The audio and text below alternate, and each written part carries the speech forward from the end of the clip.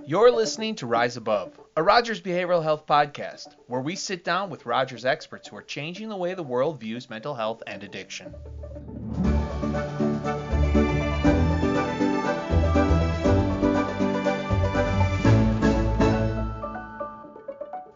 Hello, listener. Welcome to another episode of Rise Above, a podcast from Rogers Behavioral Health. Today, we're exploring two powerful therapies for PTSD and trauma: written exposure therapy and prolonged exposure therapy. Why? Because oftentimes seeking help for something like trauma can be intimidating and the unknown can feel overwhelming. So I thought it might be helpful to shed a little light on what happens behind the closed doors once you get into therapy. Whether you're considering therapy for yourself or supporting a loved one, understanding these treatments can make the journey maybe a little less daunting. So with that, I have with me Jennifer Parra Nelsen, Clinical Director who oversees the Trauma Recovery Service Line at Rogers Behavioral Health.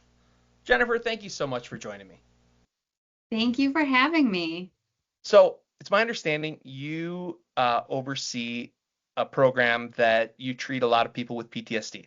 Yeah, so we treat PTSD in our trauma recovery program, and PTSD is a diagnosis that has requirements, and so if somebody doesn't meet all of the requirements for PTSD, but they still have significant trauma that they're dealing with and trauma-related symptoms, those are still things that we can work with and treat within our trauma recovery line. Yeah.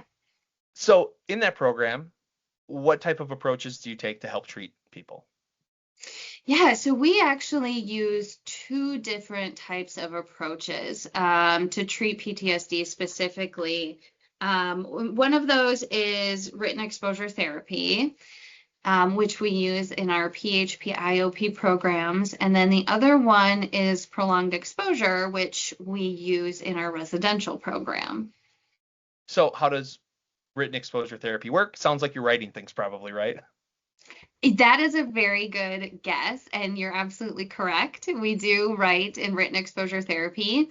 So written exposure therapy is really about facing and turning towards your trauma and your trauma symptoms. So we know that as a trauma service line, we know as trauma therapists that it's really important that we turn towards the trauma and we turn towards the things that we typically have avoided because it felt safer to avoid, right? It totally makes sense that, if, we were bit by a dog and it was a traumatic experience and now we feel a lot of anxiety around dogs, that we would just avoid the dogs and, completely. But we know that it doesn't just stop there, right? Like, people will then get triggered or activated when they hear dogs barking or maybe dogs barking on a TV. So we know that we have to turn towards the trauma and our story in order to heal from it, right? So that's really what both written exposure and prolonged exposure does, right? It is a way for us to safely look at what we've been through and process it. It's like more of a professional version of Face Your Fears. Absolutely. It's like, it's a very structured fear factor. Sure. Yeah. Yeah, right. But in a way that makes sense and in a way that is going to benefit the patient the most. Because ultimately with trauma, right, we're already thinking about it. Even when we're avoiding things, we're already feeling the effects of it. So this is just an opportunity for us to turn towards it in a way that is actually helpful and will actually produce, a better life and better functioning. Okay, so let's use your example of dogs. What would a written exposure therapy session look like for someone in that type of case? Yeah, so written exposure, so you would come in and first we would provide you with some education because we know that, you got to understand why you're doing what you're doing. So we would give you some education and then we would talk about what traumas, are the most impactful to you. So what's coming up in your nightmares? What's coming up? What are you avoiding the most? What's causing the most dysfunction? And usually that line of questioning leads to us to figure out what that sort of index trauma or like the trauma that's most impactful for you. And then we talk about that trauma, right? So we want you to write this trauma in your first written exposure session. So so then we would try to figure out a good starting place and a good ending place. And then when you go into written exposure therapy, so it's a group therapy, it's a group approach. So you are writing independently. No one knows what you're writing, but everyone's in the room writing for 30 minutes. And then you have about 10 to 30 minutes of processing after. And again, we're not sharing any trauma details during that processing. We're just talking about the writing experience. So it's a really tolerable approach. We would be asking questions like, how did that writing session go? Did you remember more than you thought? Did you feel more than you thought? Did new things emerge, or do you feel like your anxiety has lessened? So it's nice to be in a group setting and have those conversations because it allows us to know that we're not alone, which connection is very, very important in trauma healing, right? We don't heal in a vacuum, right? We heal with relationships. So, that's kind of a unique part of that, like written exposure in a group setting. So it's kind of like instead of replaying this event over and over in your head, you're putting it on paper so you can just look at it. Yeah, there's something really fantastic. So in the general population, everyone's like, oh, you should journal, right? But we know that getting thoughts outside of your head and onto paper is a form of release, right? It's a form of processing, even though we're not like formally doing it with somebody else. So journaling is incredibly important. So the intervention is really like the 30 minutes of engaging in that memory and putting pen to paper. And we don't ever want to type it, right? Because there is a real like thematic, like physical experience of writing, pen to paper versus, kind of we can mindlessly type anything, right? I think sometimes we type things and we don't even, we can do autopilot typing and we're like, no, that's not what I wanted to type, but my brain just did it anyway. Filled in the blanks, yeah. There's a real intention when we're writing by hand, which is part of the intervention. And we will be right back. Everyone deserves a chance for recovery. That's what drives Rogers Behavioral Health Foundation. They're helping people get the mental health care they need, from covering treatment costs for those in need, to building clinics where care is hard to find, to funding cutting-edge research. They're making real change happen. And guess what? You can help. Head to rogersbhfoundation.org and be part of creating a future where mental health and wellness thrive. And now back to the interview. So when you're working with written exposure therapy, you're seeing positive outcomes, yes? Yeah, absolutely. The other approach that we use is prolonged exposure, which is kind of our gold standard, right? And written exposure therapy is, emerging evidence. And I think we all came into adding written exposure therapy with a good amount of skepticism on whether this was going to be as effective as this gold standard approach to treating trauma. And it works. So that's really exciting because written exposure gives us a lot more flexibility to add it, to like if someone's in depression recovery and they have some trauma, we can have them come into our group. Whereas with prolonged exposure, there's so much more dynamic that needs to be attended to, that they almost have to be in a trauma program in order to benefit from prolonged exposure. And let me just add one piece about written exposure therapy that is, I think, very important is that there's feedback. So once you're done writing your narrative and your story, you hand it over to the therapist, and the therapist will actually write some feedback for you. So it's kind of a gentle guiding of the of the approach, right? Like, let's get more details here. Oh, Let's I not see. focus so much on some of these things. You did a really good job here, so there is that interaction besides the I processing see. afterwards, You can tell specifically on they're the trauma. avoiding something maybe, Yeah, in this yeah. So portion. there is sort of that individualized approach in written exposure therapy. It just looks different from prolonged exposure. Well, let's talk more about prolonged exposure because you got to fill in some blanks for me. What is prolonged exposure therapy? So prolonged exposure, right, is the I will say this 1,000 times, I guess, gold standard approach. I love it. I think it's an invigorating from the therapist perspective, like you get to see and be a part of it. It's very collaborative, Sure. right? So written exposure is like 5 to 7 sessions, and sometimes we'll go longer because we can do some of that. So maybe we'll go to like 12 sessions, whereas like prolonged exposure is a bit more intensive, right? So instead of that like 30 to 45 minutes in written exposure, you're spending 90 minutes with a therapist twice a week, Hmm. and you're recording your imaginal verbally, and the therapist is guiding you through that imaginal, right? The imaginal is basically what we refer to as you telling your trauma story. So the therapist is guiding you through that, asking you, trying to pull out more details, maybe trying to ask how you're feeling or what were some of the thoughts during this. And then you go into processing, which you process the actual trauma in depth with the Hmm. therapist. So that all in all takes about 90 minutes. Then you listen to that recording in between sessions with your therapist, right? So you're keeping that like exposure piece going, right? You're not losing any momentum.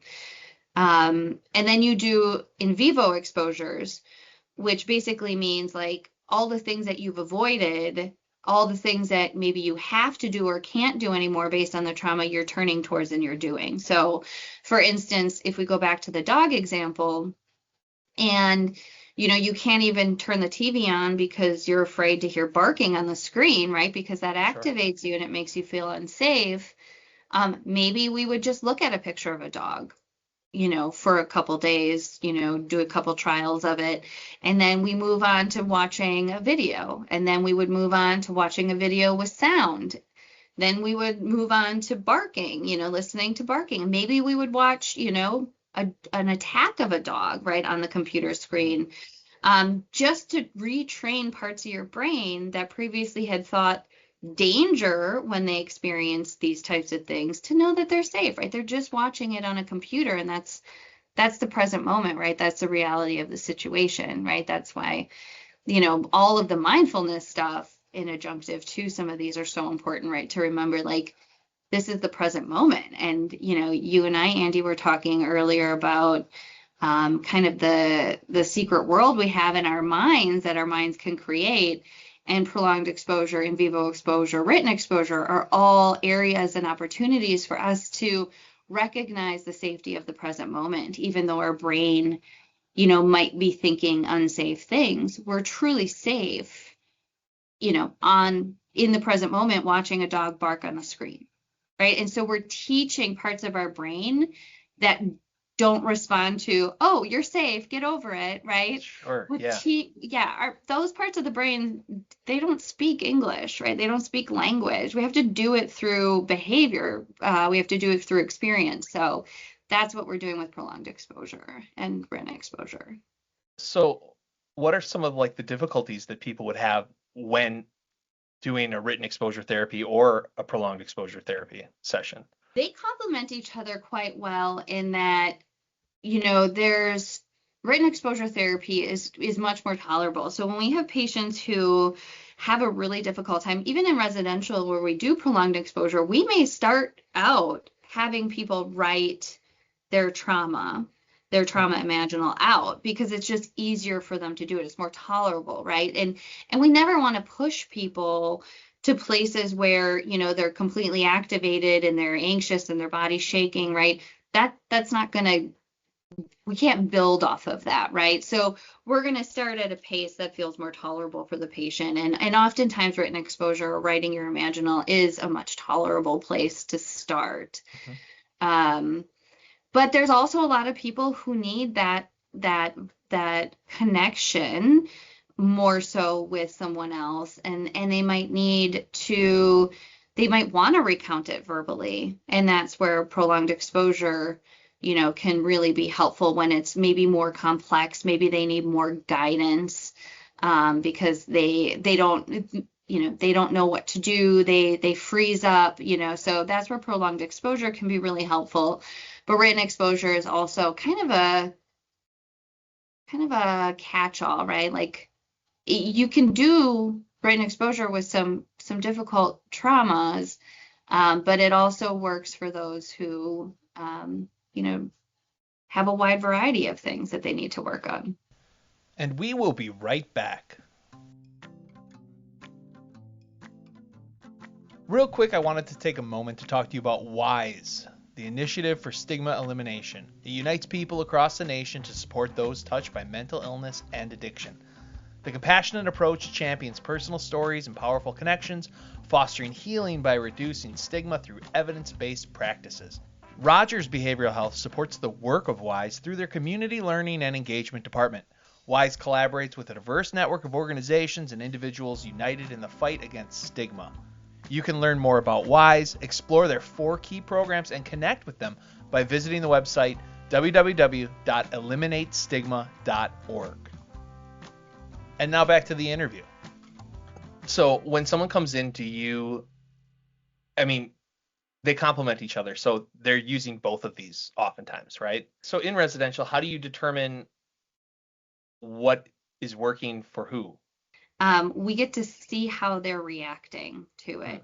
Sometimes people can go on and on and on about the things that occurred. Sometimes people can't speak at all about it. And maybe they can say a couple sentences, but they're so afraid that it's unsafe that speaking it out loud feels really, really scary to them. So maybe those are the patients that we might start with writing, because that feels less intense for them. And then maybe they write it and they later on read it to us, right? And then later on they move into that prolonged exposure. Or maybe they stick with the writing because that's really effective for them. So, in residential, we have a lot more opportunity to personalize, which I think is really amazing. So earlier on, you were talking about prolonged exposure therapy, and I got the feeling you were suggesting that from your standpoint, it feels a little more rewarding in a weird way for you. I was just going to say, what... I did use the word exhilarating, did I? You might have, but I guess what I'm getting at is, like, as, at your job, how does it feel to see these people, getting better? It's incredible.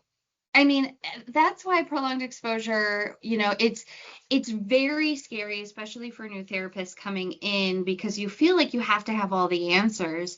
You feel like you don't know what's going to come up during the imaginary or the imaginal, right? We know that what has happened to these people are incredibly devastating, and we know that they have every,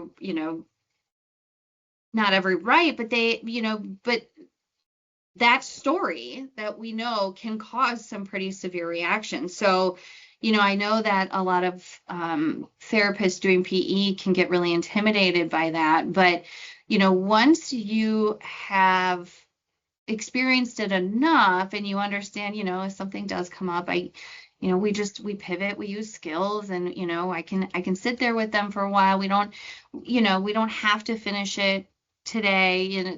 There's a lot of things that we can pivot and do. But when you're in it and you get to challenge those, like, thoughts that no longer serve you or were from dysfunctional places, and that, we get to challenge those in the moment, and we get to create new, like, pathways in the brain where they can think differently and change their perspective.